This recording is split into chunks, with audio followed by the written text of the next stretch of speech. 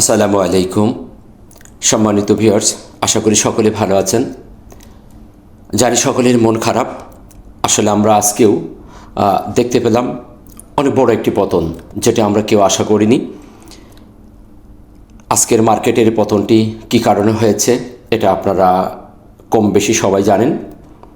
আমরা গতকালকে একটা নিউজ দেখেছি যে বিদেশি বিনিয়োগকারীরা বাংলাদেশের শেয়ার মার্কেট থেকে তারা লিভ নিচ্ছে। আসলে এটা হওয়ারই কথা না। আমরা বাঙালি, আমাদের মার্কেটে যদি আমরা স্টাবল না করি, বিদেশি দিয়ে আমাদের মার্কেটকে স্টাবল করার এই স্বপ্ন দেখাটাই ভুল।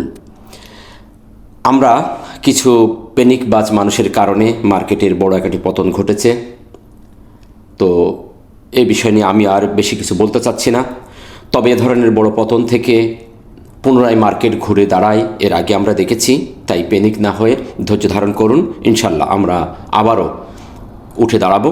সে ধরনের সিচুয়েশনে মার্কেট আছে। তাই এই অবস্থান থেকে আমাদের দেখতে হবে কোথায় কোথায় সাপোর্টগুলো আছে এবং মার্কেট কোন অবস্থানে থেকে কোথায় যেতে পারে এবং কোথা থেকে আবার পাঁচ করে উঠে যাবে। তো চলুন আমরা আর কথা না বাড়িয়ে আমাদের মূল আলোচনায় চলে যাই। তো আলোচনায় যাওয়ার আগে বলবো, এখানে যদি আপনি নতুন হয়ে থাকেন, ভিডিওটি নতুন দেখে থাকেন, তাহলে অবশ্যই চ্যানেলটিকে সাবস্ক্রাইব করে রাখবেন, যাতে নতুন নতুন ইনফরমেশন, মার্কেট আপডেট সবার আগে আপনি পেয়ে যেতে পারেন। আমরা আজকেও দেখতে পাচ্ছি যে একটু অনাকাঙ্ক্ষিত মার্কেট।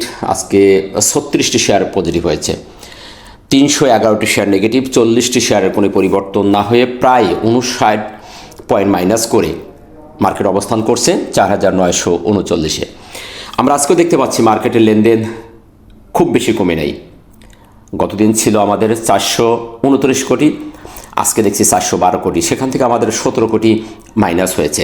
আমাদের মার্কেট কিন্তু আজকে 59 পয়েন্ট মাইনাস হয়েছে, প্রায় মানে 58.96, আমরা বলতে পারি 59 পয়েন্ট। তো এত পয়েন্ট মাইনাস হওয়ার পরও আমাদের কিন্তু ভলিউম বৃদ্ধি পাওয়ার কথা ছিল। যেহেতু সেল প্রেশার হয়েছে, তাহলে ভলিউম আমাদের বৃদ্ধি পাওয়ার দরকার ছিল, কিন্তু ভলিউম আমাদের 17 কোটি মাইনাস আছে, ভলিউম বৃদ্ধি পায় নাই। তো সেদিক থেকে আমরা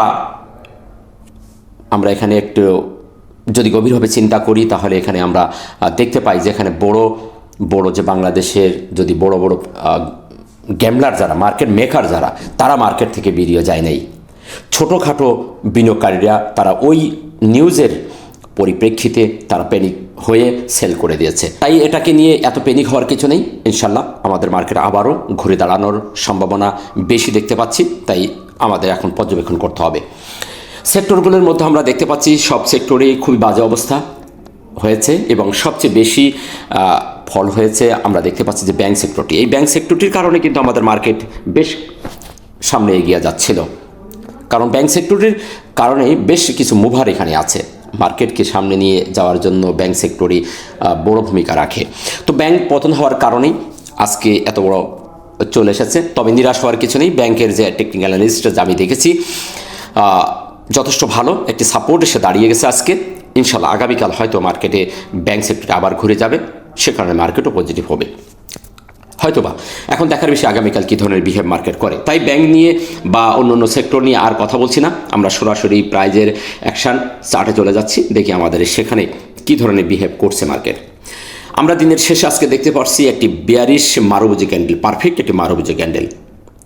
দিনের শুরু থেকে শেষ পর্যন্ত মার্কেট বড় একটি পতন আমরা দেখেছি, কন্টিনিউ নিম্নগামী।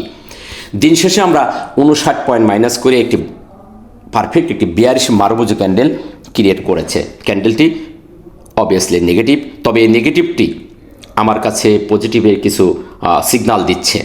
হয়তো অনেকেই বলবেন যে এত বড় মারুবুজি ক্যান্ডেলের পরে কেন পজিটিভের সিগনাল আসে, এটা আসলে আপনাদেরকে এভাবে বোঝাতে পারবো না। তো আমার প্রেডিকশন দিয়ে এই সংক্ষিপ্ত সময়ে আমি বলবো যে নিরাশ না হয়ে আমি দেখতে পাচ্ছি যে এত বড় পতনের পরে মার্কেট ঘুরে যাওয়ার পসিবিলিটি আছে, কারণ ভলিউম আমাদের বৃদ্ধি পায় নাই। সেদিক থেকে বলবো বড় আকারে বিনিয়োগকারীরা বেরিয়ে যায়নি, তারা আছে। ছোটোখাটো বিনিয়োগকারীর কারণে মার্কেট পতন হয়েছে। তাই মার্কেট এখান থেকে আবারও বড় পতনের পরে ঘুরে দাঁড়ানোর সম্ভাবনা বেশি আমি দেখতে পাচ্ছি। তো ক্যান্ডেলটি নেগেটিভ হলেও ক্যান্ডেলটির অবস্থানটা ভালো। যে জায়গাটি ক্যান্ডেলটি দাঁড়িয়ে আছে সেই জায়গাটি আমরা একটা এফভিজির মধ্যে দেখতে পাচ্ছি।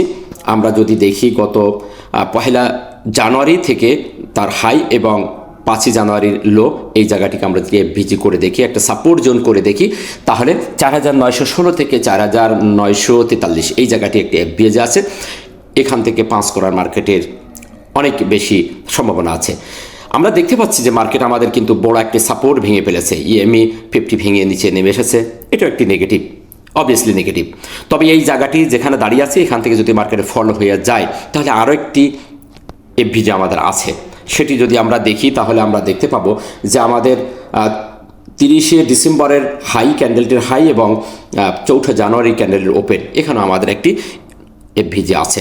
এই লাইনটি আমরা এখনও পর্যন্ত নিরাশ হব না, কারণ আমাদের বারবার খুবই খুবই গুরুত্বপূর্ণ সাপোর্ট নিচে রয়ে গেছে। এই এলাকাটি আমাদের আরও একটি সাপোর্ট আছে, এটা যদি ভেঙে যায় তাহলে আমাদের মূল বড় একটা সাপোর্ট আমরা দেখতে পাচ্ছি যে এই এলাকাটি আমাদের সাপোর্ট 4855 থেকে 4840-44 এই জোনটা আমাদের নিচেই সাপোর্ট হিসাবে থাকবে।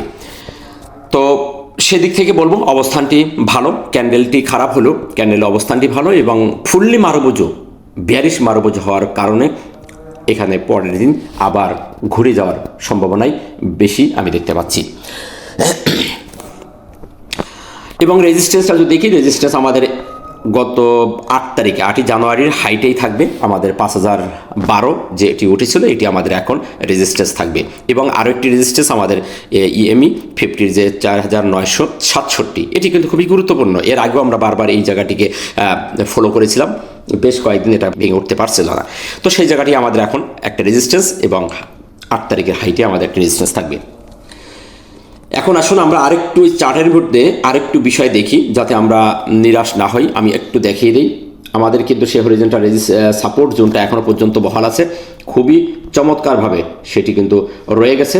সুতরাং এর নিচে মার্কেটের আসার সম্ভাবনা খুবই কম। আমরা যদি এটাকে শ্যাডোর মাথা ধরি তাহলে এটা আসে, আর যদি আরেকটু ওপরে যদি আমরা এটাকে উঠাই, বডি নেই, তাহলে কিন্তু আমরা এটাকে একটু যদি বডি করে দেই, বডি টু বডি দেখতে চাই, তাহলে কিন্তু এরকম জায়গায় আসে। ওভারঅলে আমাদের এই হরিজন্টাল যে সাপোর্ট জোনটাই, এটার নিচে মার্কেটে না আসার সম্ভাবনাই সবচেয়ে বেশি আছে। তো সেদিক থেকে আমরা প্রেডিকশন করতে পারি যে মার্কেট যেহেতু আমাদের এখান থেকে উঠছে, এরকম হতে পারে, যেহেতু এখানে একটা ছোট কারেকশন দিয়েছে, এটা এরকম উঠলো, তারপর এখানেও একটা ছোট্ট কারেকশন আমরা দেখতে পেয়েছি যে এইখান দিয়ে আবার সেই এফভিজিকে পাঁচ করছিল, এখানে উঠছে, আবার পুনরায় কিন্তু আমাদের মার্কেট সেই এফভিজিতে চলে আসছে। সুতরাং হয়তো বা আমাদের মার্কেট এখান থেকে আবার এভাবেই বেরিয়ে যেতে পারে, সে ধরনের সিমটম আমরা দেখতে পাচ্ছি। তো এখন দেখার বিষয় মার্কেট কোন ধরনের বিহেভ করছে। তো আমাদের সবচেয়ে বড় যে সাপোর্ট, বড় যে ভরসা, সেটি আমরা কিন্তু এখানে একটা চ্যানেল যদি করি, আমরা প্যানেল চ্যানেল করে দেখেছিলাম যে আমাদের মার্কেট কিন্তু তার উপরে এখনও রয়ে গেছে। সুতরাং এই চ্যানেলের নিচে যতক্ষণ না আসতেছে ততক্ষণ পর্যন্ত আমরা নিরাশ হব না, মার্কেট আমাদের এখনও পর্যন্ত ভালো অবস্থানে আছে। তবে নির্বাচনের আগে মার্কেট এই ধরনের একটু আপ ডাউন করবে, এইখানে আমাদের এখন কৌশল অবলম্বন করতে হবে। এর মধ্যে থেকেই ভালো ভালো শেয়ার প্রফিট দিচ্ছে, সেভাবে দেখে শুনে আমাদের ট্রেড করতে হবে। আশা করি বিষয়টা আপনারা বুঝতে পেরেছেন। ভলিউমের জায়গাটি যদি দেখি তাহলে ভলিউম আমার দৃষ্টিতে ভলিউম ঠিক আছে, volume positive. Volume matrix theory অনুযায়ী আমাদের ভলিউম কিন্তু বৃদ্ধি পায়নি। যদি ভলিউম বৃদ্ধি পেয়ে যেত আজকে, তাহলে আগামীকালও মার্কেট পতনের একটা সম্ভাবনা থাকতো। এত বড় পতন হওয়ার পরও আমাদের ভলিউম বৃদ্ধি পায় নাই, ভলিউম 17 কোটি মাইনাস রয়ে গেছে। সুতরাং বড় কোনো বিনিয়োগকারী বেরিয়ে যায় নাই সেখানে। সেদিক থেকে আমি বলবো যে মার্কেটে এখনও পর্যন্ত খারাপের কোনো আশ আমি দেখতেছি না। খারাপ যদি হতে হয় তাহলে আমাদের এই হরিজন্টাল সাপোর্ট জোনটাকে ভেঙে এই এফভিজিগুলো ভেঙে নিচে নেমে আসতে হবে, এবং আমাদের এই যে চ্যানেল, প্যারালাল চ্যানেল, এটাকে ভেঙে নিচে আসলে তারপর আমরা আবারও লোয়ার লো বলবো মার্কেট করছে। সেদিক থেকে এখনও পর্যন্ত ভলিউমের জায়গাটা ভালো আছে। এমএসিডি এবং হিস্টোগ্রামের জায়গাটি আমরা একটু দুর্বলতা দেখতে পাচ্ছি আজকে সেটি একটি সেল সিগন্যাল দিয়েছে। তবে এ ধরনের সেল সিগন্যাল অনাকাঙ্ক্ষিত সেল সিগন্যাল, এরপরে পজিটিভ আবার সবুজ গাঢ় হওয়ার সম্ভাবনা থেকে যায়। তবে যদি এই বারটি আবার আগামীকাল গাঢ় সবুজ না হয়, এরকম যদি হালকা সবুজ থেকে যায়, তাহলে আমাদের সেল সিগন্যাল কনফার্মেশন দিয়ে দেবে, আমরা তখনই আমাদের সিদ্ধান্তের পরিবর্তন করব। আশা করি বিষয়টা আপনারা বুঝতে পেরেছেন। ততক্ষণ আমাদের অপেক্ষা করার জায়গা এখনও আছে। আরএসআইয়ের জায়গাটা যদি দেখি, আরএসআই এখনও পর্যন্ত 50-এর উপরে আছে, সুতরাং আরএসআই এখনও পর্যন্ত পজিটিভ। আমরা যদি এখানে আরএসআই ড্রাইভারজেন্ট যেটা দেখতে পাচ্ছি এখনও প্রচুর চমৎকার আছে। এর নিচে না আসা পর্যন্ত আমরা এখনও বলবো যে মার্কেট এখন আপ ট্রেন্ড আছে এবং 50 উপরে যেহেতু আছে RSI পজিটিভ। তো এই ছিল মার্কেট নিয়ে আপনাদেরকে আপডেট দেওয়া। সর্বশেষ সামার হিসেবে বলবো, ভরসা রাখুন, সাহস রাখুন। মার্কেট এখনও পর্যন্ত যথেষ্ট ভালো জায়গায় আছে। একটি অনাকাঙ্ক্ষিত নিউজের কারণে আমাদের মার্কেট আজকে বড় একটি পতন হয়েছে। ইনশাল্লাহ আমরা আগামীকাল আবারও উঠে দাঁড়াবো।